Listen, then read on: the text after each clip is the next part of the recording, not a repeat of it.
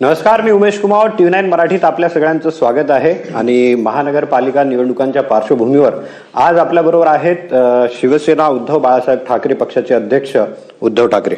पण त्या अगोदर विशेष म्हणजे त्यांचं असं म्हणणं आहे की शिवसेना एकच आहे, ती म्हणजे ठाकरेंची शिवसेना, आणि दुसरी जी शिंदेची शिवसेना आहे ती तुमचं म्हणणं आहे शहासेना आहे. मराठी मतं फोडायला तयार केलेली, म्हणजे अमित शहांमधला शहा. हो, दुसरं काय. उद्धवजी, तुमचं स्वागत आहे TV9 बोलल्याबद्दल. नाही, हे बोलल्याबद्दल नाही, कारण मी बघितलं की तुम्ही प्रत्येक 2-3 तुमचे इंटरव्ह्यू बघितले, त्यात तुम्ही प्रत्येकाला हे बोललात की शिंदेची शिवसेना जी आहे, शिंदेची शिवसेना नाहीच होती, शिंदेसेना आहे, एसएनसी गट आहे तो. आणि ती शहा त्यांची बीजेपीची बी टीम आहे, ती मराठी मतं फोडायला आणि मराठी मतं फोडून मुंबईवरती कब्जा मिळवायला. पण तुमच्या या बोलण्यामुळे एका गोष्टीला तडा बसतो, तो म्हणजे आतापर्यंत भाजपची एखादी सत्ता महाराष्ट्रात नव्हती. म्हणजे ते 72 तासात जे आलं ते कोसळलं, ते सोडून भाजप सत्तेत आली ही शिवसेनेमुळे. शिवसेनेबरोबर त्यांची सत्ता होती, आता मागची असेल किंवा आताची शिंदेबरोबरची शिवसेना. पण तुम्ही जर त्याला शहासेना म्हटलं तर भाजपची एक हाती सत्ता झाली. बरोबर आहे, पण त्या एका हाताला बोट आहेत ना बाकीची. त्याच्यात त्यांनी धनुष्यबाण चोरलाय. आणि हेच तर मी म्हणतोय की त्यांना असं वाटतं की शिवसेना त्यांनी कागदावर संपवली. नाव चोरलं, माझे वडील चोरले, सिम्बॉल चोरला, असं करून ही शहांची घाणेरडी कपटी नीती आहे. चाणक्य नीती नाही, ही कपट नीती आहे. तोडाफोडा आणि राज्य करा, लोकांमध्ये संभ्रम निर्माण करा, जिथे आपल्याकडनं काही होत नाही तिकडे संभ्रम निर्माण करा, ही भाजपची कपटी नीती आहे, कपट नीती. त्याच्यात त्याला मी काही यश नाही मानत. म्हणजे हे सगळं आता सुद्धा जे काय चालले, धाक दपटशा, जोर जबरदस्ती, आता बिनविरोध निवडणुका, ह्या आतापर्यंत एवढ्या प्रमाणावरती नव्हत्या होत. आणि आम्ही त्याच्यावरती टीका केल्यानंतर देवेंद्र फडणवीसांना मिरचीची धुरी का लागली, कारण त्यांनी सत्तेचा दुरुपयोग करतात. आज निवडणूक आयोग असेल किंवा त्यांचे आरो असतील, ह्या आरोंचा टेलिफोन रेकॉर्ड चेक करा, तो त्याने आता पुसला असेल. पण त्यावेळेला कोणत्या मंत्र्यांचे त्यांना फोन गेले, काय काय त्याच्यात संभाषण झालं. बरं, बिनविरोध निवडणूक जर करायची असेल किंवा मानत असाल तर मग आमच्यापैकी एकही माणूस बिनविरोध का नाही व्हायला? म्हणजे मग सगळ्याच पक्षांची यायला पाहिजेत ना बिनविरोध. बरं, बिनविरोध करायला राहुल नार्वेकर स्वतः तिकडे जात आहेत, हे तर टीव्हीवरचं सत्य आहे. ही म्हणजे अक्षरशः मिरचीचा मसाला देवेंद्र फडणवीसांच्या डोळ्यात गेला. आता ठीक आहे, आता तुम्ही असं बोलता, पण देवेंद्र फडणवीस बिनविरोधवर काय बोलतात मी तुम्हाला फक्त एक मिनिट दाखवतो, तुम्ही बघून घ्या. कारण की हे बोलल्यानंतर त्याच्या मोठ्या मोठ्या बातम्याही झाल्या होत्या.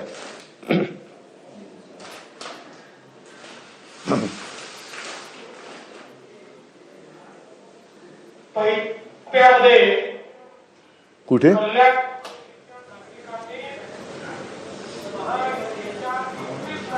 बघा किती 21 आज निवडून कशा दिल्या, जिथे निवडणूकच नाही झाली.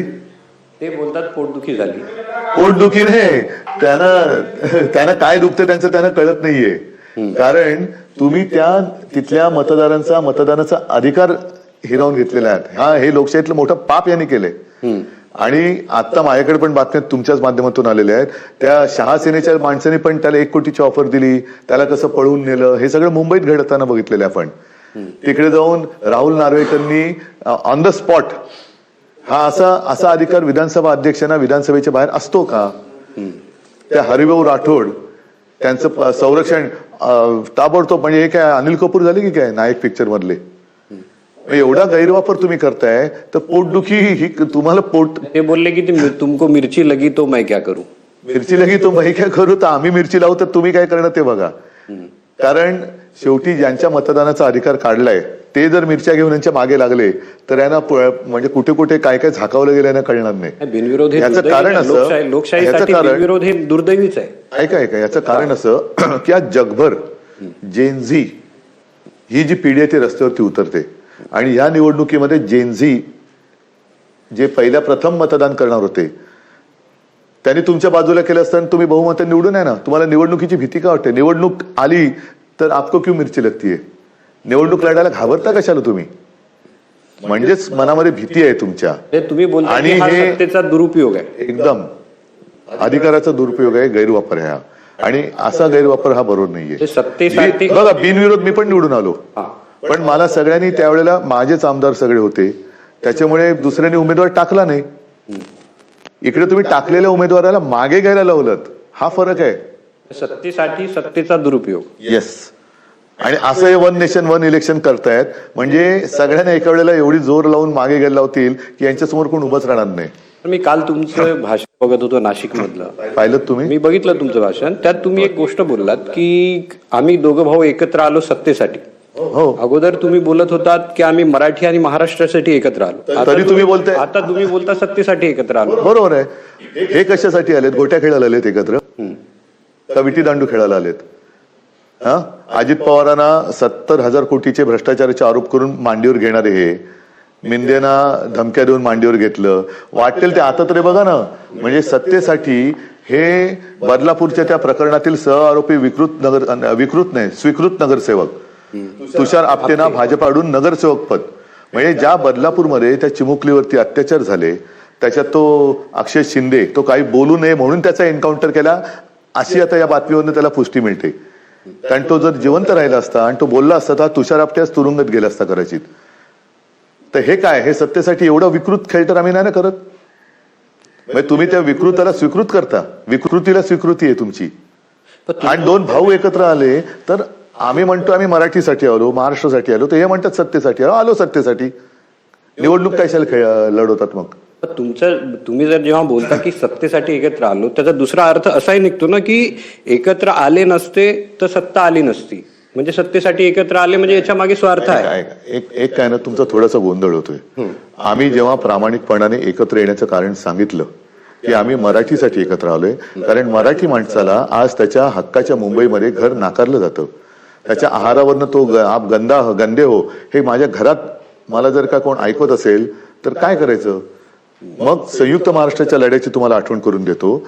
संयुक्त महाराष्ट्राच्या लढ्याच्या वेळेला मुंबईवरती गुजरातचा डोळा होता, तेव्हा द्विभाषिक राज्य होतं. मोरारजी देसाई गुजरातमध्ये जन्मलेला नरराक्षस तेव्हा मुख्यमंत्री होता, आणि त्यांनी पोलिसांना गोळीबार केल्यानंतर त्यांना विचारलं होतं तुम्हाला मी गोळ्या दिल्यात, सांगितलं होतं की गोळ्या दिल्यात, ते माणसं मारायला दिल्यात, फुकट घालवायला नाही. आता अशा पद्धतीने ही मुंबई मिळवल्यानंतर त्याच मुंबईमध्ये मराठी माणसाची जेव्हा अवहेलना व्हायला लागली, त्या अवहेलनेच्या विरोधात शिवसेना प्रमुखांना शिवसेनेची स्थापना करावी लागली. 2012 पर्यंत ते सगळं व्यवस्थित चाललं होतं. 12 मध्ये शिवसेना प्रमुख आपल्यातनं गेल्यानंतर यांनी 2014 मध्ये ह्या डाव साधून घेतला, माझा उपयोग करून पंतप्रधान पद मिळवलं, आणि 2014ला त्यांनी युती तोडली. मग 2019ला त्यांना कळलं की हे काही शक्य होत नाही. मग 2019ला खोटं नाटक केलं, पुन्हा पाठीत सुराख उपसला. त्याच्यानंतर आता शिवसेनाच बघा. एक महत्वाचा मुद्दा असा की राजकारणामध्ये आम्ही दोन भाऊ एकत्र आलो तर ह्यांना का मिरची लागते? बरं, आम्ही दोघं भाऊ एकत्र आलो, युती झाली, आम्ही लढतो आहोत, एकत्र राहू. युत्या होतात. आतापर्यंत सुद्धा भाजप बरोबर आमची युती होतीच. काँग्रेस महाविकास आघाडी आहे, इंडिया आघाडी आहे. युत्या होतात, युत्या तुटतात, परत युत्या होतात. पण अधिकाराचा दुरुपयोग करून बोलतात ही एक मिनिट मला तर बोलू द्या. त्या अधिकाराचा दुरुपयोग करून पक्ष संपवण्याचं कारण काय? कारण जोपर्यंत मी आहे, जोपर्यंत शिवसेना आहे, तोपर्यंत त्या दोन इथे राहणाऱ्या गुजरात्यांचं नाही मी म्हणत, मुंबईवरती कब्जा करण्याचं स्वप्न हे पूर्ण होत नाही. म्हणून यांनी शिवसेना तोडली आणि मराठी मतं फोडण्यासाठी शहासेनेला जन्म दिला. आता हे जर स्पष्ट कारण दिल्यानंतरही हे बोलत असतील की सत्तेसाठी आम्ही सत्ता आणणार आणि मुंबई मराठी माणसाकडे ठेवणार, काय बोलायचं? हा प्रीतिसंगम नाही, हा भीतिसंगम आहे. म्हणजे जर जेव्हा तुम्ही सत्तेसाठी बोलता तर मग त्यांच्या याला बळ मिळतं ना की मी सत्तेसाठी येणार आहे, तर ते बोलतील हे सत्तेसाठी हे दोघं एकत्र आले म्हणजे हा भीतिसंगम आहे. बरोबर आहे, पण हा विकृती संगम आहे ना यांचा. सत्तेसाठी वाटेल त्याला बरोबर घेत आहे. त्या इक्बाल मिर्चीच्या बरोबर व्यवहार केलेला प्रफुल्ल पटेलला घेतला, तुम्ही ठाण्यामध्ये मयूर शिंदेला घेतला, बरोबर आहे. आता विकृताला तुम्ही स्वीकृत केलं. असे सगळे ही भीती कोणती आहे? ठाण्यामध्ये तर गुंडागर्दी करणारेच बरेचसे त्यांनी घेतलेले आहेत. म्हणजे पहिलं भाजप कसा होता? राष्ट्र प्रथम. आता भाजप झालंय भ्रष्टाचारी प्रथम, गुंड प्रथम, विकृत प्रथम. मग भाजपा कुठे, राष्ट्र कुठे? आम्ही सर्वसामान्य जनतेसाठी एकत्र आलेलो आहोत. सर्वसामान्य तुम्ही बोलता. आणि दुसरी गोष्ट, एक मिनिट, मुंबई महापालिकेत आमची सत्ता आजपर्यंत होती म्हणूनच आम्ही ही कामं करू शकलेलो आहोत. ह्याच्यासाठी आम्हाला सत्ता पाहिजे. तुमचा जो जाहीरनामा आहे, वचननामा आहे, त्याचं नाव आहे ठाकरेंचे शब्द. पण त्यामध्ये ही सगळी आम्ही केलेली कामं आहेत. कोस्टल रोड हा आम्ही केला, सत्ता होती म्हणून केलेला आहे. बरोबर आहे. मुंबईसाठी शिवसेना प्रमुख जलतरण जे आहे, जलाशय मध्य वैतरणा, तो आम्ही केलेला आहे. अनेक ठिकाणी जलबोगदे आम्ही केलेत. हॉस्पिटलचं अपग्रेडेशन आम्ही केलेलं आहे. मुंबई महापालिका ही एकमेव महापालिका आहे ज्याच्यात 8 भाषांमध्ये शिक्षण दिलं जातं. आधुनिक तंत्रज्ञानाने शिक्षण दिलं जातं. त्याच्यामध्ये ते सगळे CBSE, ICSE वगैरे काय काय आहे, हे सगळे अभ्यासक्रम मुंबई महापालिकेच्या शाळेत, महापालिकेतल्या जे महापालिकेच्या शाळेमध्ये गरीब जी लोक आहेत मुंबईमध्ये त्यांच्यासाठी उच्च शिक्षणाची सोय ही मुंबई महापालिकेने केली. आमची सत्ता होती म्हणून आम्हाला सत्ता पाहिजे. अनेक गोष्टी आहेत. पण मी काल सुद्धा मी सांगितलं ना की साधी गोष्ट आहे, मुंबईमध्ये आज विरंगुळ्याचं ठिकाण कुठे? म्हणून जिजामाता उद्यान जे आहे, आता जाऊन बघा जिजामाता उद्यान कसं झालंय नूतनीकरण. आम्ही पेंग्विन आणले तर आमच्यावरती टीका केली, पण मुद्दामून तुम्ही दाखवलं असेल तर जाऊन बघा. सुट्टीमध्ये पेंग्विन बघायला तिकीट काढून किती गर्दी होते, आणि ह्यांच्या सभेला पैसे देऊन माणसं येत नाही तेवढी पेंग्विन बघायला तिकीट काढून गर्दी होते. म्हणजे लोकांच्या लेखी पेंग्विन पेक्षा यांची किंमत कमी आहे. तुम्ही कोस्टल रोडचं बोलतात, तुम्ही कोस्टल रोड केला, तेही बोलतात आम्ही कोस्टल रोड केला. म्हणजे कोस्टल रोडवरून जे श्रेयाचं राजकारण चालू आहे, फडणवीस बोलले की दुसऱ्याचा मुलगा जो शेजाऱ्याचा मुलगा आहे तो कडेवर घेतला म्हणून आपला मुलगा होत नाही ना. बघा, त्यांना आणखीन मी चांगल्या भाषेत उत्तर देऊ शकतो, पण काय होतं, माझ्यावरती मा आणि साहेबांचे संस्कार आहेत. त्याच्यामुळे मोहन भागवत जे बोलतायत अपत्य वाढवा, त्याचा अर्थच त्यांना कळला नाहीये. त्यांना राजकारणात अपत्यच होत नाहीयेत म्हणून ते सगळा कचरा गोळा करतायत. म्हणजे आम्ही मुंबईतला कचरा साफ करतोय आणि ते हे इतर पक्षातला कचरा गोळा करतायत. बरोबर आहे. मुंबई कोस्टल रोडचा यांचा संबंध आहे कुठे? मुळामध्ये मुंबईचा आणि देवेंद्र फडणवीसचा संबंध FSI शिवाय आहे कुठे? सगळी मुंबई तुम्ही अदानीच्या घशात घालताय. ह्याच्या व्यतिरिक्त देवेंद्र फडणवीस आणि मुंबईचा संबंध आहे कुठे? धारावी जी त्यांनी आज त्याच्या घशात घातले, हे धारावी मॉडेल, मुंबई मॉडेल म्हणून आम्ही पुस्तक केलेलं आहे. ह्याच्यामध्ये मला अभिमान किंवा समाधान आहे, कारण तो भयंकर काळ होता. अभिमान हा शब्द करायची चुकीच आहे. समाधान एवढ्या गोष्टीचं आहे की चीनमध्ये 15 दिवसात फील्ड हॉस्पिटल झालं. मुंबई महापालिकेने मुंबईमध्ये आपण 18 दिवसात करून दाखवलं. अनेक सोयी सुविधा त्यावेळेला रुग्णांसाठी आपण केल्या.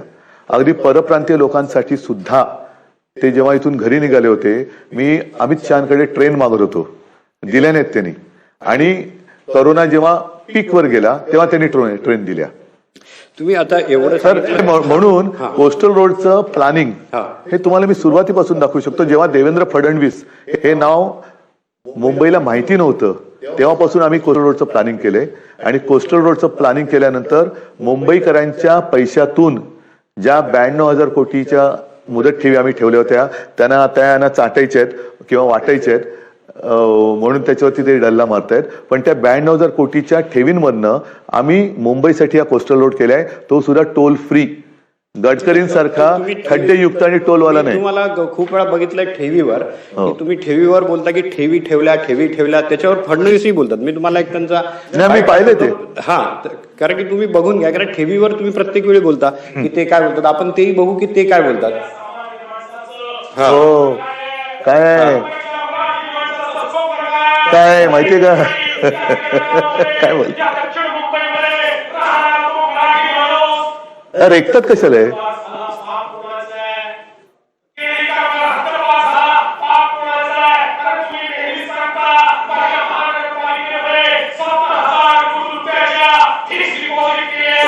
म्हणजे यांनी 70,000 कोटीपर्यंत तोडल्या.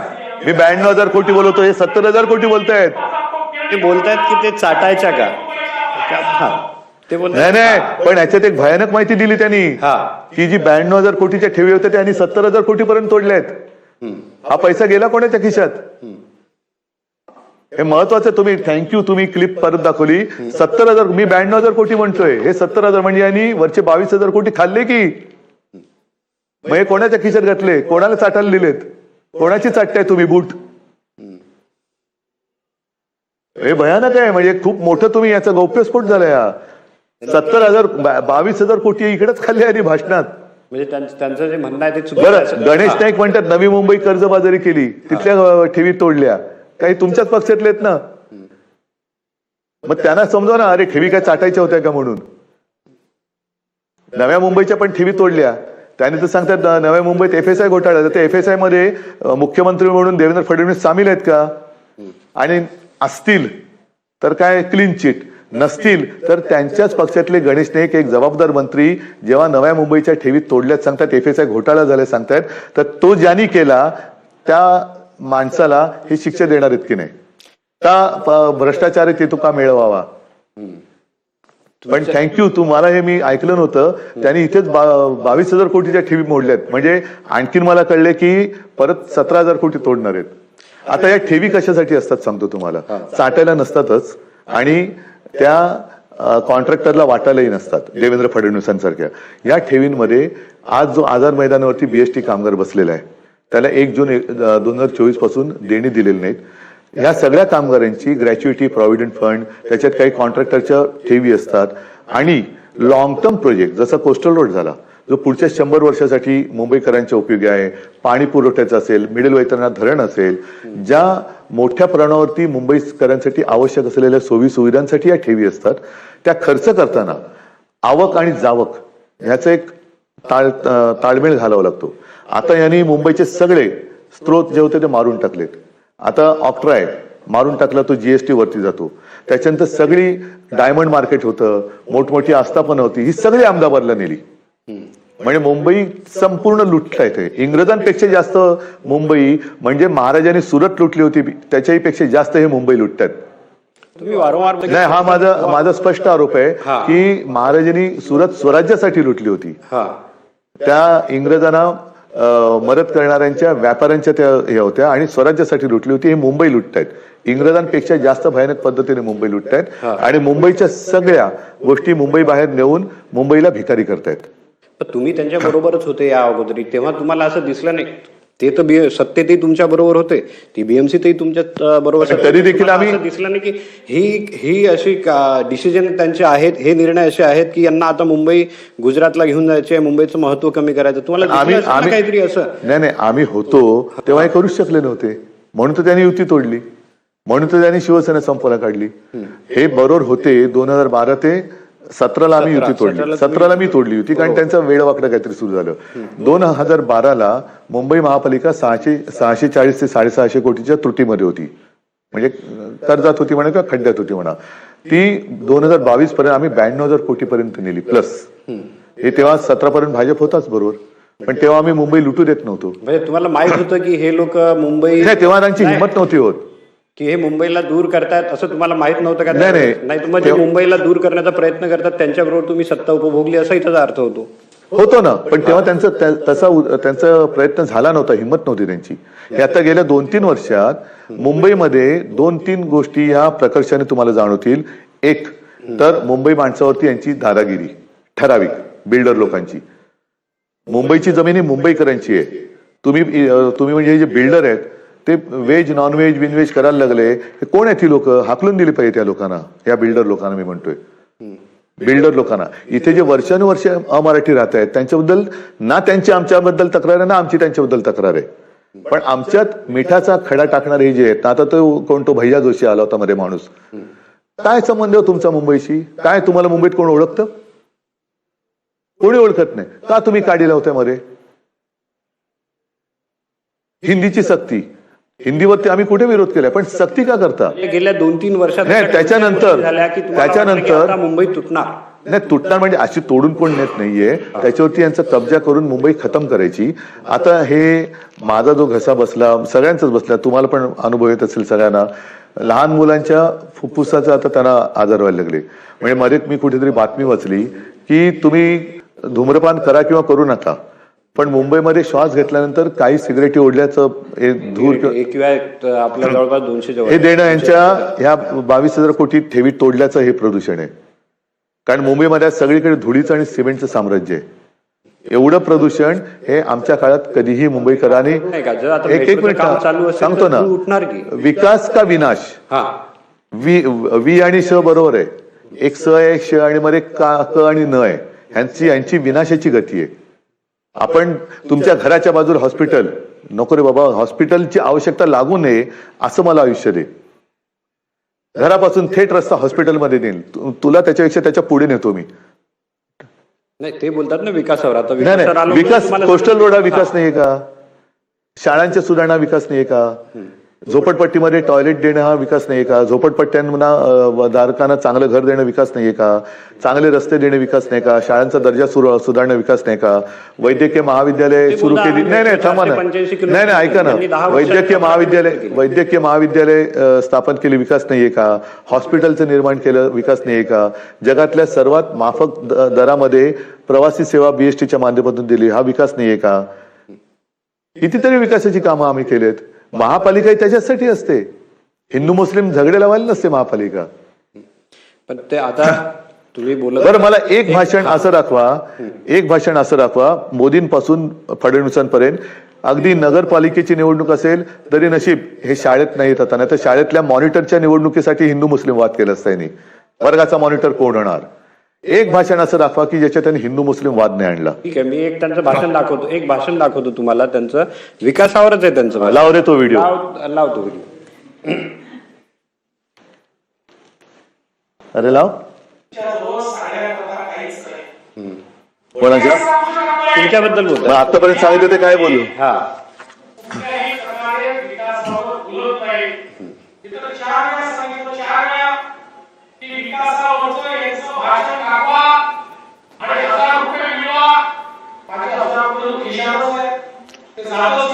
कॉन्ट्रॅक्टर कडनं घेतलेले असणार.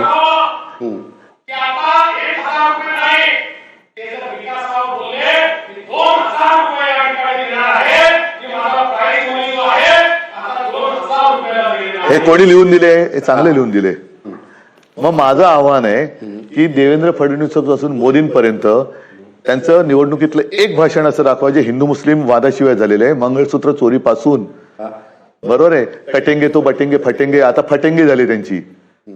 आणि मी 1 लाख रुपये सगळ्या हिंदू मुस्लिम ख्रिश्चन सिख ईसाई सगळ्यांकडनं गोळा करून 1 लाख रुपये देतो. हे जे आहे हे काय? आमची होर्डिंग, त्यांचं एक होर्डिंग असं दाखवा की यांनी केलेलं काम आहे. सांगतो तुम्हाला, आमची होर्डिंग आहेत ही 2012 पासून. 2012ला गोपीनाथ मुंडे होते, शिवसेना प्रमुख पण होते. गोपीनाथ मुंडे काय, हे लढणारी लोक नाहीत, हे हातपाय गाळणारी माणसं आहेत. लढायचं आम्ही, आमचा महापौर झाला का यांचा फुकटामध्ये उपमहापौर, फुकटात म्हणजे एक उपकार म्हणून. आमच्याकडे स्टँडिंग असली का यांच्याकडे कुठली इम्प्रुव्हमेंट कमिटी, आमच्याकडे ही कमिटी असेल ह्याना ही त्यांना ती. बरं यांचे नगरसेवक किती असायचे? 20-25, बरोबर आहे. पूर्ण जाहिराती आम्ही करायच्या शिवसेनेच्या बळावरच भाजप. हा तेव्हा आमच्या ताटात जेवायचे हे. आता त्यावेळेला मुंडे आलेले, उद्धवजी कसं करणार, काय करणार, म्हटलं थांबव, कशाला घाबरता. आणि आम्ही होर्डिंग केली, करून दाखवलं. त्याच्यानंतर 2017ला पुन्हा करून दाखवलं. आज सुद्धा आमची होर्डिंग लागलेत, होय हे आम्ही केलं. त्यांची होर्डिंग लागली, विनाशाची गती ना. त्यांची होर्डिंग लागली की त्यांच्या भूल थापांना भुलणार नाही, मुंबई आता थांबणार नाही, विकासाची दिसते गती म्हणून विनाशाची दिसते गती. हा ते चुकले, स्पेलिंग मिस्टेक आहे ते. हा, विनाशाची दिसते गती. कारण सगळीकडे विनाश. नव्या मुंबईमध्ये गणेश नाईक बोलतायत, ठाण्यामध्ये संजय केळकर बोललेले आहेत, मुंबईमध्ये तर स्वतःच करून टाकलेलं आहे. तिकडे ठाणे, घोडबंदर, कुठला आणि तो उन्नत आणि भुयारी मार्गात 3000 कोटीची चोरी सुप्रीम कोर्टाने पकडून दिली. मग जाऊ तिथे खाऊ आणि 1000 रुपये वाटतात. लाखो कोटी रुपये खात्यात आणि 1000 रुपये वाटत. लाज वाटली पाहिजे, तुम्ही त्यांना लाज वाटली पाहिजे. त्यांना 1 लाख रुपयाचं 1 लाख रुपयाचं देतो त्यांना की त्यांनी हे. आता मुंबईचा महापौर कोण होणार? कोणी सुरुवात केली? कोणी सुरुवात केली? आम्ही केली. सुरुवात कोणी केली? ते बोलतात की हे खान महापौर करणार. ही सुरुवात कोणी केली? म्हणूनच मी बोलतो ना की मुंबई महापालिकेची निवडणुकीत आहे. पहिला हा जो मुद्दा तुम्ही आणला, एक मुद्दा, एक भाषणाचं यांच्या प्रचाराचं दाखवा कोणाचंही की ज्याच्यात त्यांनी हिंदू मुस्लिम नाही आणलेलं. किती काय तुम्ही डोळ्यात सगळे धूळ फेकणार? म्हणजे लोकांची घरं जाळायची आणि त्याच्यावरती पोळ्या शेकणारे नालायक लोक आहेत. आता तुमचा जो वचननामा आहे त्याचं आहे की शब्द ठाकरेंचा. हो, कारण मोदी गॅरंटी आता चालत नाही. नाही, ते बोलतात ना ठाकरे ब्रँड, तेही बोलतात ना. तर तुम्ही बोलले की मोदी गॅरंटी, तसं त्यांचे आहे ना की ठाकरे ब्रँड. आता ठाकरे म्हणजे ब्रँड मध्ये बाळासाहेब ठाकरे एकमेवच ब्रँड होता. त्यानंतर आता तो ब्रँड वाक्य आहे ते. त्याच्या आधी प्रबोधनकर होते, त्याच्या आधी म्हणजे यांना काय आगापिच्छा नाहीये असंच बोलावं लागेल. आमची घराण्याची परंपरा आहे, ह्यांची परंपरा काय आहे? यांना स्वतःच्या बापाचं नाव लावायला भीती लाज वाटते? लावा ना स्वतःच्या बापाचं नाव, जसं मी अभिमानाने लावतो. काय नाही, तुम्ही त्यांच्या बापाचं नाव लावायला तर लाज लज्जा शरम का वाटते? मी लावतो ना, बाळासाहेब लावायचे ना. आमची घराण्याची परंपरा आहे. घराणेशाही म्हणा तर घराणेशाही आहे, पण घराण्याची परंपरा आहे. मी बाळासाहेब आणि संयुक्त महाराष्ट्राच्या लढ्याच्या आधीपासूनची आहे. संयुक्त महाराष्ट्राच्या लढ्यामध्ये पळपुटे नव्हते कोणी. संयुक्त महाराष्ट्र समिती जी स्थापन झाली होती, त्या समिती किंवा ते सगळ्या लढ्यात 5 जण जे होते त्याच्यामध्ये माझे आजोबा हे अग्रणी होते. आणि त्या निवडणुका जेव्हा आल्या तेव्हा सगळ्यात शेवटी जागा मिळवण्याच्या उद्देशाने जनसंघ सामील झाला आणि सगळ्यात आधी पहिला जनसंघ बाहेर पडला, जागावर पाहून भांडण करून. अशी यांची ही जे काय म्हणायचं ते म्हणा. ते बोलतात दोन नाव एकत्र आले ठाकरे ब्रँड वाचवण्यासाठी. नाही, ते सोडावं. ते काय बोलतील त्याला मी काय प्रत्येकाला उत्तर देत नाहीये. त्यांना पहिले विकृत नगरसेवक त्यांनी केले, त्याच्यावरती द्यावं. बरोबर, ते साधू हत्याकांडातल्या आरोपीला पक्षात घेतलं त्याच्याबद्दल बोलावं. प्रफुल्ल पटेलच्या मांडीला मांडी लावून बसतात त्याच्यावर बोलावं. आता नवाब मलिक जो दाऊदचा आहे त्याच्यावर. काल मी गेलो होतो नाशिकला, तिकडे आमच्यात होता तेव्हा तो सलीम कुत्ताचा मित्र होता. त्यात कुत्ता बिल्ली चुहा सब इनको चलता है. हा, तिथे त्या देवयानी फरांदेबाईंना अश्रू आवरेनात आणि त्याच म्हणाल्यात की भाजपमध्ये दलाल ब्रीफिंग करतायत. हे त्यांचं, त्याने आमच्यावर बघण्यापेक्षा त्यांचा पक्ष बघावा. का त्यांना कचरा गोळा करावा लागतोय? म्हणजे हे यांनी दत्तक घेतलेलं नाशिक, त्यांना तिकडे दत्तक घ्यावी लागतात माणसं. अगोदर महापौर कोण होणार याच्यावरून सुरू होतं की मुंबईचा महापौर मराठी होणार, खान होणार, म्हणजे बऱ्याच गोष्टी. नाही, आम्ही म्हणतो मराठी होणार. हा, ते काय म्हणतात? ते होतं मराठी हिंदू होणार. मग देवेंद्र फडणवीस हिंदू आहेत की नाही आहेत? आणि हिंदू असतील तर मराठी आहेत की नाही आहेत? मी म्हणतो, मी बाळासाहेबांचं एक वाक्य आहे, आम्ही हिंदुस्थानात हिंदू आहोत, महाराष्ट्रात आम्ही मराठी आहोत. हिंदुस्थानात आम्ही हिंदू आहोत, गुजरातमध्ये आम्ही गुजराती आहोत. हिंदुस्थानात आम्ही हिंदू आहोत, बंगालमध्ये आम्ही बंगाली आहोत. तसं मी म्हणतो, मी बोलतात ना की आम्ही मराठी आहे, ते हे बोलतात ना आम्ही मराठी आहे. मराठी आम्ही म्हणजे फक्त ठाकरेच मराठी नाही आहेत, मराठी आम्ही आहे ना. पण ते भेद, ते हिंदूला मराठी माणसाला हिंदू नाही ना मानत आहेत. हाच तर प्रॉब्लेम आहे. मी जे सांगतो की मी अस्सल मराठी आणि देशभक्त हिंदू आहेत. आणि आजपर्यंत देशात झालेला एकमेव हिंदू हृदय सम्राट शिवसेना प्रमुख बाळासाहेब ठाकरे ही व्यक्ती अस्सल मराठी होती, ज्यांनी मोदींना दुर्दैवाने त्यावेळेला वाचवलं. मी त्यांना मुंबईकरही मानत नाही. तुम्ही बोलतात ते नागपूरचे आहेत, नागपूरच्या लोकांना मुंबईचे प्रॉब्लेम कसे कळणार? नाहीच कळत आहेत. हे बघा, मी जेव्हा मुख्यमंत्री होतो तेव्हा मी राज्यव्यापी काम केलेलं. गोसीखुर्दचं पाणी मी पश्चिम विदर्भापर्यंत आणत होतो. संभाजीनगरमध्ये मी कामं केलेली आहेत. त्यावेळेला काय झालं, फक्त आपत्ती मागून आपत्ती आली. तेव्हा शेतकऱ्यांना, मी महाराष्ट्राच्या शेतकऱ्यांना कर्जमुक्त केलं होतं. मुंबईमध्ये शेतकरी नाही राहत तसा, बरोबर आहे. त्याच्यामुळे महाराष्ट्रातल्या शेतकऱ्याला काही विचारपूस न करता, त्याला काय ते केवायसी बीवायसी काय असतं ते प्रकरण लफडे नाही, काही न करता मी त्याला 2 लाख पर्यंत पीक कर्ज मुक्त केलं होतं. माफ नाही, माफी ही चोराला द्यावी लागते. मी मुक्ती कर्जमुक्त त्याला केलं होतं. ह्यांनी काय केले, त्यांनी त्याच्यानंतर आपत्तीमध्ये सुद्धा जी मदत माझ्या सरकारने केली होती, हे किती सिंचन, ठिबक सिंचनासारखी मदत करतात. पीक विम्याचे सुद्धा पैसे 1 रुपया, 6 रुपये, 21 रुपये, ही कोणाची थट्टा करतात तुम्ही? आणि त्यांच्याकडे, आणि मला 1000 रुपयाची तुम्ही करताय. अरे, ज्यांना पीक विम्याचे पैसे तुम्ही देऊ शकत नाहीत त्यांचे पहिले द्या, माझं सोडा. मला कसले 1000 रुपये देताय? ज्यांना द्यायचे त्यांना द्या. काल त्यांनी त्याचं तुमच्या याचं उत्तर दिलंय की बाळासाहेबांचा जन्म हा काही मुंबईतला नव्हता, तो पुण्यातला होता. तर त्यांचं म्हणणं आहे की माझी ही कर्मभूमी आहे. बाळासाहेबांना जर इथं सगळं माहित होतं मुंबईतलं, बरोबर आहे, हा लॉजिक कसा लागू शकतो मग? बरोबर आहे, पण पुण्यातला जन्म असला तरी बाळासाहेबांनी मुंबई अदानीच्या घशात नव्हती ना घातली. जे हे घालतायत अदानीच्या घशात नव्हती ना घातली. गिरणी कामगारांसाठी लढा, आता हे त्यांचं म्हणजे काँग्रेस वगैरे सरकार होतं त्याच्यामुळे गिरणी कामगारांचा लढा असेल. मराठी माणसाला काय दिलं शिवसेनेनी? तुम्हाला मंत्रालयात आणलं, नाही तर तुमची ओळख काय होती? शिवसेनेने मराठी माणसाला काय दिलं हे भेकड प्रश्न विचारतायत. तुमची ओळख पहिली मराठी माणसाला करून कोणी दिली? शिवसेनेने करून दिली, नाहीतर यांना मंत्रालय दिसलं नसतं. आज हे सगळे जे बसलेत आणि आमच्यावरती टीका करतायत, ही लोक कोण आहेत? ही सत्ता ज्यांना मिळाली शिवसेनेमुळे, खान आहेत का सगळे? आणि शिवसेना नसते तर यांची ओळख झाली असती, मुंबईला आले असते इथपर्यंत. मूळ भाजपचंच डिपॉझिट जप्त होत होतं, तिकडे देवेंद्र फडणवीस नावच कोणाला माहिती नव्हतं. बाबरी यांनी पाडली हा त्यांनी सांगितल्यानंतरचा इतिहास.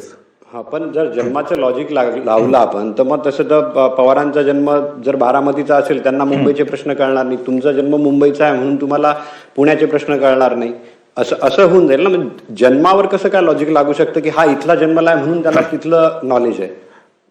हे लॉजिक एवढ्यासाठी आहे कारण मला सर्व काही नागपूरमधलं कळणार नाही, मी प्रामाणिकपणे मान्य केलं पाहिजे. मला सर्व काही पुण्याचं कळणार नाही, हे मी प्रामाणिकपणे मान्य केलं पाहिजे. सांगलीचं कळणार नाही, बुलढाण्याचं कळणार नाही, नाशिकचं कळणार नाही, हे मी मान्य केलं पाहिजे. तेव्हा कळून घेऊन त्यांना काय पाहिजे ते देण्याचं काम मी केलं पाहिजे.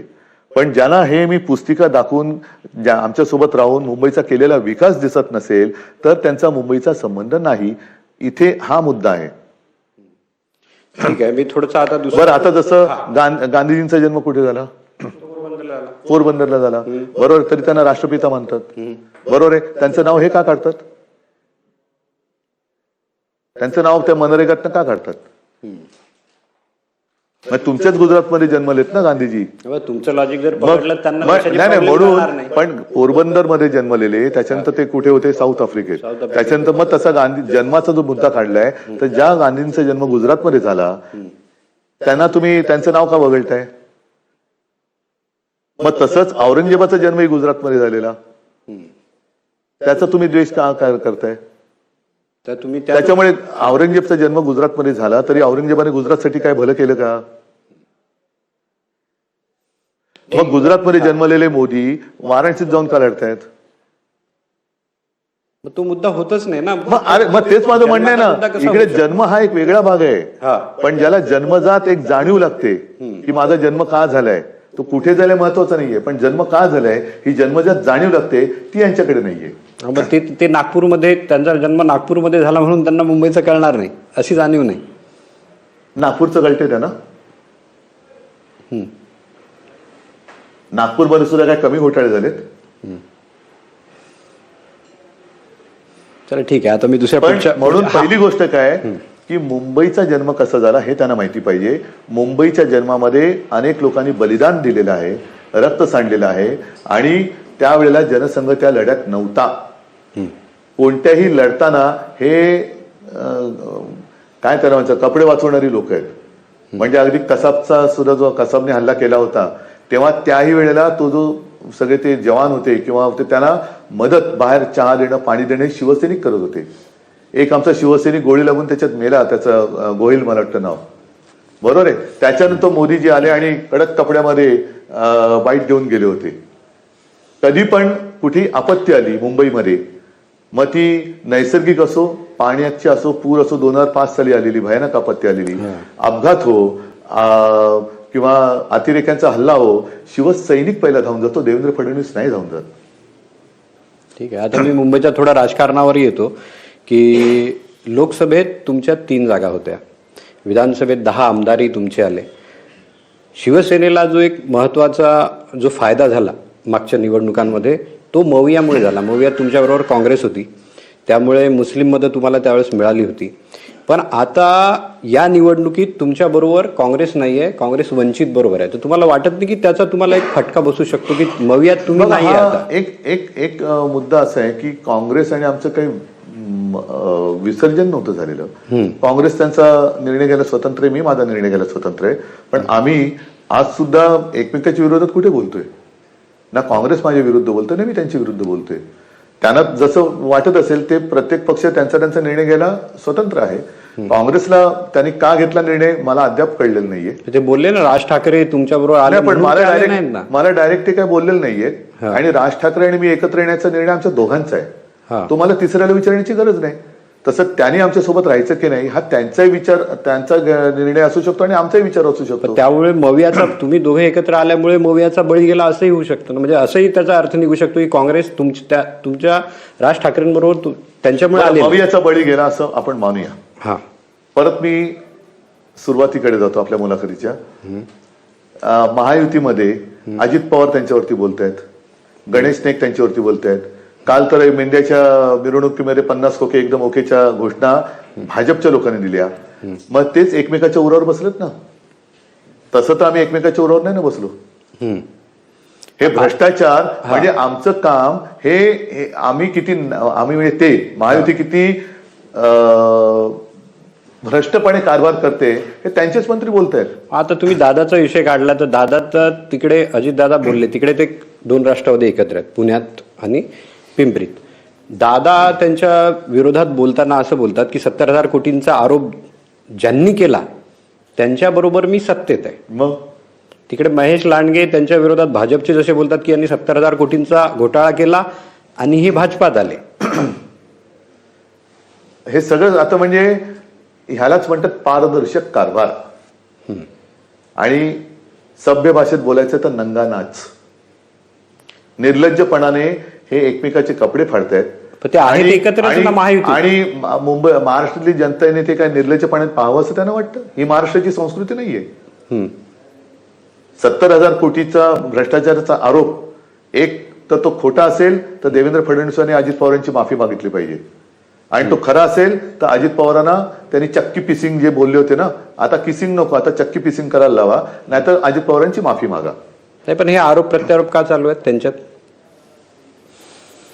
ते मला वाटतं त्यांच्यात बहुतेक काहीतरी खेळीमेळीचं वातावरण असेल. सत्तेसाठी थोडी अजिबात नाहीये. जसे दोन भाऊ आम्ही एकत्र आलेलो सत्तेसाठी, तसे एक गंमत म्हणून जेवायला एकत्र आले असतील. असं काय करतात? नाही, पण पुणेरी मिसळ खायला एकत्र आले असतील. नाही, पण आता पुरणपोळ्या खायला एकत्र आले असतील, जिलेब्या खायला एकत्र आले असतील, आम्हाला काय माहिती. नाही, आता मागच्या वेळेस म्हणूनच मी म्हणतो ना, म्हणजे आम्ही दोघं भाऊ आलो एकत्र तर सत्तेसाठी आलो आणि हे निर्लज्जपणा करून सगळे एकमेकाचे कपडे फाडून ओरबाडून गळ्यात गळे घालतात. हे कशासाठी घालताय? तुमचं असं म्हणणं आहे की ही नुरा कुस्ती आहे, म्हणजे खेळीमेळीची कुस्ती आहे, नंतर एकत्र होणार. हे सत्तेसाठी वाटेल ते. म्हणूनच ते मी परत परत म्हणतो ना, तो विकृत नगरसेवक त्यांनी केला तुषार आपटे, हा कोणाचा कार्यकर्ता आहे? बदलापूरमध्ये लाज लज्जा शरम सगळीकडे यांनी सोडले. त्या सेनेगलला, त्या सेनेगर का कोण, त्याला जामीन मिळतो. त्याच्यानंतर बलात्काऱ्यांचा हे सत्कार करतायत त्याला. त्यांनी तिथे भाजपचे नगरसेवक, ह्याच्यात बातमी आहे, बदलापूर शहरासह 2 चिमुकला हे का केलेलं आहे की त्याने सांगितले की भाजपचे नगरसेवक निवडून आणण्यासाठी आपटेने मदत केली. त्यांनी पक्षाचे उमेदवार निवडून आणण्यासाठी महत्वाचे काम केले. त्यामुळे पक्षाचे काम करणाऱ्या एका कार्यकर्त्याला हे पद दिल्याचे घोरपडे यांनी सांगितले. आता जर अक्षय शिंदे जिवंत असता तर तो यांच्याबद्दल बोलला नसताच का? का त्याला मारला? अक्षय शिंदेला का मारला? ठीक आहे, मी पुन्हा त्याच मुद्द्यावर येतो, पुण्याच्या मुद्द्यावर, दादाच्या मुद्द्यावर. जर दादा त्यांच्याबरोबर नुरा कुस्ती खेळतायत, म्हणजे दादा त्यांच्याबरोबरच आहेत महायुतीत, जर असं असेल तर तुम्ही मागच्या वेळेस मी तुमची मुलाखत घेतली होती, त्यावेळेस तुम्ही एक शपथ घेतली होती की जेही बीजेपीला प्रत्यक्ष वा अप्रत्यक्ष मदत करतील त्यांच्याबरोबर मी जाणार नाही. आता जर दादांबरोबर तिथे राष्ट्रवादी काँग्रेस आहे तर मग तुमच्याबरोबर ती इथे का आहे? तिथं अप्रत्यक्ष, जर दादाबरोबर तिथे राष्ट्रवादी काँग्रेस आहे पुण्यात, म्हणजे राष्ट्रवादी काँग्रेस शरद पवारांची, तिची अप्रत्यक्ष मदत सरकारला बीजेपीला आहे असा त्याचा अर्थ होतो. ती तुमच्या बरोबर का आहे मुंबईत? आता दादा आणि भाजपचं लागले हे तुम्हीच सांगितलं आता मला. महेश लांडगेने ती नुरा कुस्ती आहे असंही बोलतात ना. एक मिनिट सांगतो तुम्हाला. आता ही नुरा कुस्ती आहे हे आतापर्यंत दिसतंय, पण पहिल्या प्रथम ह्या निवडणुकीत एक वेगळं पण दिसतंय. ते म्हणजे कसं की 2 पवारांचं एकत्रीकरण एका बाजूला दिसतंय आणि त्याच बाजूला दुसऱ्या बाजूला महेश लांडगे ना, काय महेश लांडगेच ते त्यांच्यावरती आरोप करतायत. बरोबर. आजपर्यंत भाजपनी अजित पवारांवरती ब्र काढला नव्हता. फडणवीस बोलतात मी सध्या काहीच बोलणार नाही. कोण बोललं? फडणवीस. मी सध्या काहीच बोलणार नाही. बरोबर आहे, त्यांचे आंगलेट आले आता. हा. त्यांच्या अंगलट आले. म्हणून मी म्हटलं ना, एक तर 70,000 कोटीचे आरोप तुम्ही सिद्ध करा, नाही तर अजित पवारांची माफी मागा. आणि दुसरी गोष्ट, तुम्ही जे म्हणालात त्या मुद्द्यावर मी आजही कायम आहे. भाजपला प्रत्यक्ष अप्रत्यक्ष मदत करणाऱ्यांवर मी जाऊ शकत नाही, परंतु आता एक थोडंसं वळण याला मिळतंय का, की भाजपमधनं पहिल्या प्रथम अजित पवारांवरती थेट आरोप सुरू झालेत. अजित पवार सुद्धा त्यांच्यावरती बोललेले आहेत. आता हा पुढचा क्षण मोक्याचा आहे. कारण अंबरनाथ मध्ये जे झालंय, अंबरनाथनी भाजपने काँग्रेस बरोबर युती केली, बरोबर आहे. आता ती काँग्रेस माझ्यासोबत नाहीये. बरं, अकोटमध्ये भाजपने MIM बरोबर युती केली. ह्या शहासेनेनी MIM बरोबर परभणीमध्ये युती केली.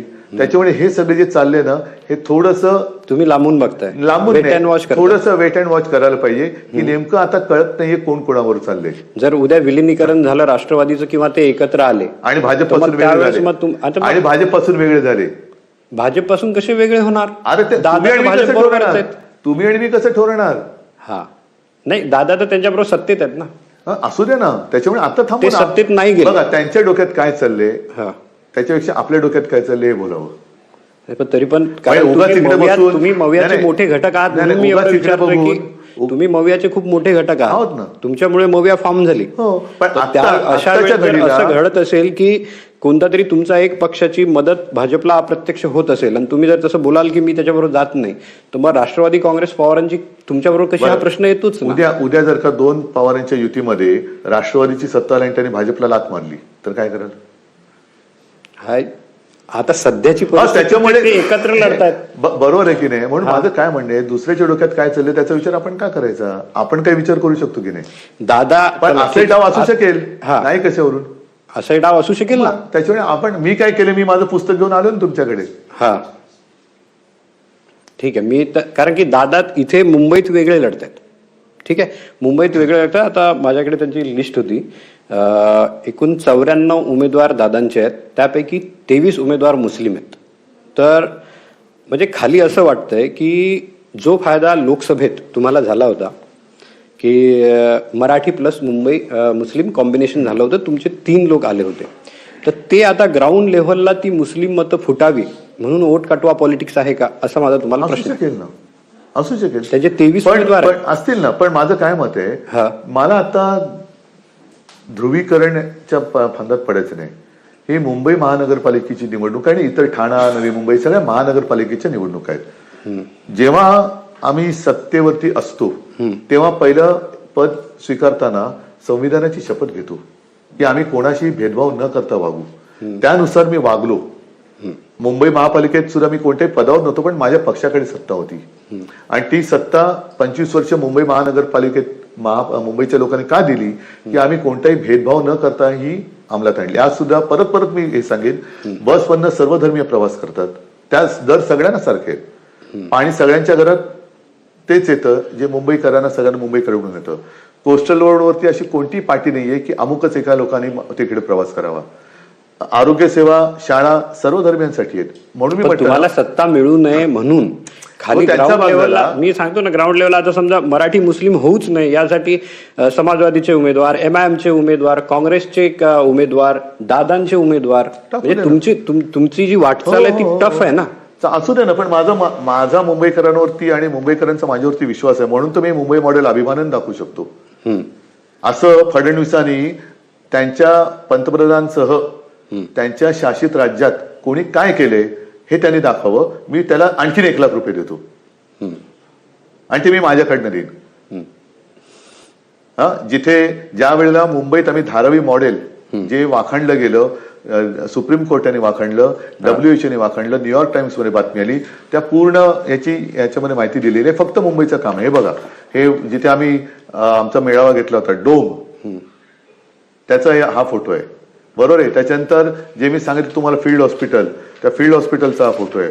इकडे BKC, नेस्को, म्हणजे आम्ही इकडे हे करत असताना तुमची कुटुंब वत्सल जी इमेज झाली होती ती आणि हे इकडे चालू असताना गंगेत प्रेत वाहत होती. आता ती हिंदूंची होती का मुसलमानांची होती, देवेंद्र फडणवीसांनी सांगावं. गुजरातमध्ये सार्वजनिक चिता जळत होत्या, हिंदूंच्या होत्या का मुसलमानांच्या त्यांनी सांगावं. पण असं दुर्दैव हे मी म्हणेन सुदैवाने किंवा लोकांच्या सहकार्यामुळे महाराष्ट्रात होऊ शकलं नाही. आणि म्हणून मला ते कुटुंबातील एक मानतात. त्याच्यामुळे तुम्ही कुटुंब फोडण्याचा धंदाच आहे तुमचा. तो धंदा तुम्ही करावा. जंटलमॅन, राजकारणात तुमची इमेज जंटलमॅनच आहे ना. त्याच्यामुळे मी माझं काम हे निष्पक्षपातीपणाने केलं. मी इकडे ना हिंदू पाहिला, मुसलमान पाहिला, गुजराती पण त्याच्यात होते, सगळे होते, आणि ते माझं कर्तव्य म्हणून मी केलं. मी आता जेव्हा शिवसैनिक, हे बघा, हे फील्ड हॉस्पिटल इथे केलेलं, जेव्हा शिवसैनिक एखाद्या घातपात अपघात झाल्यानंतर मदतीला धावतो, तो समजा कोण बुडतोय, असा आमचा एक कार्यकर्ता गेला ना बांद्रावेसला, 3 मुली त्या बुडत होत्या, त्यातल्या 2घींना त्यांनी वाचवलं, तिसरीला वाचवताना दुर्दैवाने ती पण गेली आणि तो पण गेला. त्याच्या घरी मी गेलो होतो. तरुण कुटुंब होतं ते. दुसरा एक होता तेव्हा ते 2005 साली त्याला लेप्टो झाला होता, त्याला जाऊन तिकडे भेटून आलो. असे शिवसैनिक जे स्वतःच्या जीवाचा, कुटुंबाचा पर्वा न करता जेव्हा धावून जातात, तेव्हा ते संकटात सापडलेल्या विचारात नाही बसत, तू मराठी आहेस का, मराठी आहेस, हिंदू आहेस का, मुस्लिम आहे, गुजराती आहेस का, मराठी आहेस, उत्तर भारतीय आहेस का, मराठी आहेस. रक्तदान करताना एखादा अशी आपत्ती आल्यानंतर रक्तदान करण्यासाठी रांगा शिवसैनिकांच्या लागतात, भाजपच्या नाही लागत. ठीक आहे. मी आता काल आणि रक्तदानाचा वर्ल्ड रेकॉर्ड तो शिवसेनेच्या नावावर आहे, जो कमीत कमी वेळात जास्तीत जास्त रक्त दिले. फडणवीसांचा एक काल इंटरव्ह्यू झाला. रक्त शोषणं वेगळं आणि रक्तदान करणं वेगळं. फडणवीसांचा एक काल इंटरव्ह्यू झाला. मी तुम्हाला तुम्ही जंटलमॅन म्हणून विचारतो. ते बोलले की जर निवडणुकीनंतर राज ठाकरेंनी मला चहा प्यायला बोलवलं तर मी जाईल किंवा ते माझ्या घरी येतील. तर त्यांना जेव्हा तुमच्याविषयी विचारलं तर ते बोलले की उद्धव ठाकरेंनी मातोश्रीचे दरवाजे माझ्यासाठी 2017ला बंद केलेत. असं अजिबात नाही झालेलं. एवढा माणूस की विसरणारा मी माणूस नाहीये. पण तुम्ही मातोश्री बदनाम करायला निघालात. मातोश्रीवरती वाटतील ते आरोप तुम्ही करताय, ते तोंड बंद करा. मातोश्रीचे दरवाजे उघडतील. मातोश्री दरवाजे उघडतील की उघडे आहेत? नाही, उघडतील म्हणजे मी एवढ्यासाठी म्हणतोय की त्यांनी बकवास करणं बंद करावं, मातोश्रीला बदनाम करण्याचं बंद करावं, कौटुंबिक बदनामी आमची बंद करावी. जी कौटुंबिक बदनामी कधी कोणाची केलेली नाही, माझ्याकडे माहिती असून सुद्धा मी केली नाही आणि मी करणार नाही. पण त्यांनी करू नये. त्यांनी म्हणजे सगळ्या भाजपला मी बोलतोय, केवळ देवेंद्र शत्रू कोण तर आम्ही त्यांच्याशी शत्रुत्व करू. ज्या पद्धतीने आम्ही मित्रच होतो ना तुमचे, पण खरा मित्र कोण असतो? जो वाईटायला वाईट करतोय तो सांगेल, तू वाईट करतो तरी देखील वाह करणारा मित्र नसतो, तो हितशत्रू असतो. जे मी आज त्यांना सांगतोय की हे हिंदुत्व तुम्ही आमचं बदनाम करताय, तुम्ही माझा महाराष्ट्र बदनाम करताय, महाराष्ट्राची संस्कृती बदनाम करताय आणि ही संस्कृतीच्या जागी विकृती आणताय, ती बंद करा. म्हणजे तुम्ही त्यांना चहाला बोलवणार? म्हणजे मुंबई तुम्ही विकू नका, अदानीच्या घशात घालू नका, आणि मुंबईचं मुंबई पण कायम ठेवा. मराठी अस्मिता जपा. मातोश्रीचे दरवाजे उघडतील. तुम्ही त्यांना चहाला बोलवणार नाही? जेवायला बोलवीन. नाही, आता हे नाही बघा, ह्याच्यामध्ये मी वैयक्तिक शत्रुत्व कोणाशी आणि का करू? पण तुम्ही ज्या वेळेला एकदम पराकोटीचे विचित्र वागायला लागता, त्यावेळेला बाबा सॉरी, माझं नाही जमत. म्हणून मी काय तुमच्या जीवावर नाही उठलो, म्हणून मी तुमचा पक्ष खतम करायला नाही निघालो. जसं तुम्ही माझ्याशी वागता आहात, तुम्ही ज्या मातोश्रीमध्ये शिवसेना आहे त्या शिवसेनेला खतम करायला निघालात, त्या मातोश्रीच्या दरवाजाची गोष्ट करताय तुम्ही. ज्या मातोश्रीत येऊन मला अमित शहा आणि बाळासाहेबांच्या खोलीत जो शब्द दिला होता, जो नंतर मोडला, त्या मातोश्रीच्या दरवाजाबद्दल तुम्ही बोलताय. हे बाहेर उभे होते त्या खोलीच्या वरती बसले होते ते. म्हणजे त्यांना सगळं माहित आहे. त्यांना सगळं माहिती. तर त्या मातोश्री तेव्हा तुम्ही आतच होतात ना दरवाजाच्या, आणि बंद दाराआड, म्हणजे दरवाजा उघडा सोडाच, त्यांना घरात घेऊन मी दार बंद केलं होतं. आता घराबाहेर जाऊन दार बंद झालं. हा फरक आहे. कारण त्यावेळेला त्यांना घरात घेऊन दार बंद करून जो शब्द त्यांनी मला दिला होता, तो दाराबाहेर जाऊन मोडला. आता बाहेर गेल्यानंतर मग मी तो शब्द मोडला म्हणजे दार लावलं. आणि बरं केलं काय तुम्ही? मी काय मागितलं होतं? मला मुख्यमंत्रीपद नव्हतं मागितलं, शिवसेनेसाठी, कारण मी बाळासाहेबांनी दिलेलं वचन होतं आहे, तेच तुम्ही नंतर गद्दारी करून घेतलं. शेवटी त्यांना एकनाथ शिंदेंना मुख्यमंत्री करावं लागलं. मग मिळवलं काय? एक मित्र जर गमावलात, जर तुम्हाला समोर खड्डा आहे हे सांगणारे मित्र गमावलात, आता खड्ड्याच्या रस्त्यात चाललात तुम्ही. एवढं आता तुम्ही सांगितलं, मला जेवढं कळालं त्यातून असं वाटतं की त्यांच्यासाठी दरवाजे बंद राहतील मातोश्रीचे. त्याने मातोश्रीची बदनामी जी करतायत ती थांबवली पाहिजे. कळलं ना? मातोश्रीला आजही मी मातोश्रीत लोकांना भेटतो. का भेटतो? कारण शिवसेना भवन हे माझं कार्यालय आहे. कोणालाही प्रवेश करायचंय, कोणाला भेटायचंय, अरे सेना भवन नाही, आम्हाला मातोश्रीत एकदा यायचं. म्हणजे अनेक जण अशी आहेत. एक मराठी महिला पश्चिम आपल्या उपनगरात राहणारी, त्या परदेशातून आल्या होत्या. त्यांनी फोन केलं भेटायचंय. भेटल्यानंतर अक्षरशः त्यांच्या डोळ्यात अश्रू आले.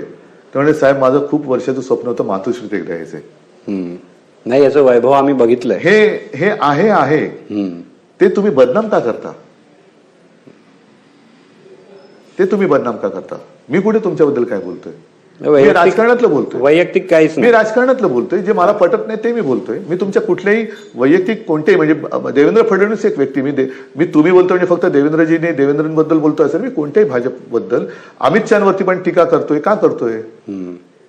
अगदी मोदी मला नकली संतान म्हणाले. ही कोणती संस्कृती? मी त्यांना भेटलो त्यावेळेस ते बोलले होते की वैयक्तिकरित्या जेव्हाही ठाकरेंना काही गरज लागेल तर मोदी पहिले असतील. हो, पण त्यांनी मला एक काहीतरी माना ना, ज्या मातोश्रीनी तुम्हाला वाचवलं, नाहीतर वाजपेयी तेव्हाच म्हणजे मोदी दिसलेच नसते. आणि आमचे प्रमोदजी असते तरी मोदी दिसले नसते. कारण प्रमोदजी एक कर्तबगार माणूस होता. बरोबर आहे. आणि त्यांना सगळी आता जन्माचं जे म्हणतो ना, आता त्यांना संपूर्ण देशाची जाण होती. जन्म त्यांचा कुठे झाला आजही मला माहित नाही. पण त्यांना ते यायचे. त्यांना मुंबईत आले की त्यांना मुंबईच्या पक्क्या गोष्टी माहिती असायच्या. पुण्यात गेले का पुण्याच्या गोष्टी, दिल्लीत गेले का दिल्ली, कुठल्या राज्यात. तसा तो एक कर्तबगार माणूस होता. पण त्यावेळेला अटलजीने राजधर्म का पालन करना होगा म्हणून मोदींना उचलून फेकत होते. तेव्हा ज्या मातोश्रीने बाळासाहेबांनी तुम्हाला वाचवलं, त्या बाळासाहेबांच्या मुलाला तुम्ही नकली संतान बोललात. तुमच्या डोळ्यात अश्रू आहेत की? अश्रू नाही येत, मग भावनिक आहेत, अंगार आहे. कारण हे मला असं वाटलं की तुमच्या डोळ्यात अश्रू आहेत. नाही, हे प्रदूषणामुळे झालं असेल. असं अश्रू ढाळणारा मी नाहीये.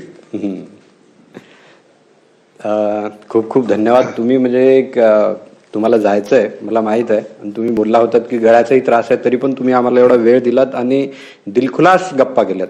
खरंच उद्धवजी दिलखुलास गप्पा होत्या आणि सगळ्या विषयावर बोललात तुम्ही, त्याबद्दल खूप खूप धन्यवाद. माझ्या मनात एक, आणि मी बोललो तुम्हाला जेंटलमॅन तुमची छवी आहेच ना. मी जे आहे, जे पटत नाही ते पटत नाही. जे पटतं ते माझ्या शत्रूचं असलं आणि पटलं तरी मी पटलं बोलणार आहे. आणि मित्राचंही नाही पटलं तरी नाही पटलं बोलणार आहे. आणि अशीच अपेक्षा माझी इतरांकडनं, की माझं नाही पटत मला तुम्ही समजवा. कारण माझे आजोबा आणि वडील या दोघांचंही काय होते, आजोबा पत्रकार होते, ते व्यासंगीच होते. इतिहास, ते म्हणायचे मी इतिहासकार नाही, मी इतिहास चिवडतो. म्हणजे इतिहासातल्या गोष्टी ते काढायचे बाहेर. बाळासाहेबांची तो ओळख करून द्यायची गरजच नाहीये. आणि आजोबांचं पण ते सोडणं, की टीका अशी केली पाहिजे, म्हणजे ओरबाडणं असतं का म्हणे, टीकाकाराला कळलं पाहिजे की नेमकं काय त्याचं चुकतंय. आता हे जे काय चाललंय ना, मला वाईट वाटतं की ज्या पद्धतीने आपण लोकांच्या आयुष्याशी खेळतोय, बिनविरोध निवडणुका करून त्यांच्या मतदानाचा अधिकार काढतोय, निवडणुकीत वाटेल तसे पैसे वाटून सत्ता मिळवतोय, आणि सत्तेनंतर पुन्हा सत्तेतून पैसा, पैशातून सत्ता, लोकांच्या आयुष्यात काय, ह्याचं मला वाईट वाटते. आणि म्हणून मी ही कामं परत परत तुम्हाला का दाखवतो, की अरे सत्तेसाठी कशासाठी सत्ता पाहिजे, तर आम्हाला ह्याच्यासाठी सत्ता पाहिजे, ह्याच्यासाठी सत्ता पाहिजे. आज रस्त्यावरती उतरून न्याय मागू शकतो, पण जो कोस्टल रोड केलाय तो रस्त्यावरती उतरून नाही होणार. त्याच्यासाठी सत्ता पाहिजे एक. आणि लोकांनी आता ठरवलं पाहिजे की आपलं आयुष्य कसं पाहिजे, की श्वास घेताना शुद्ध हवा गेली पाहिजे का भ्रष्टाचाराचं प्रदूषण आत गेलं पाहिजे, हे लोकांनी ठरवायचंय. 15 तारखेला लोक ठरवतीलच, असं ठरवावं अशी अपेक्षा आहे. धन्यवाद. जय हिंद, जय महाराष्ट्र. जय महाराष्ट्र.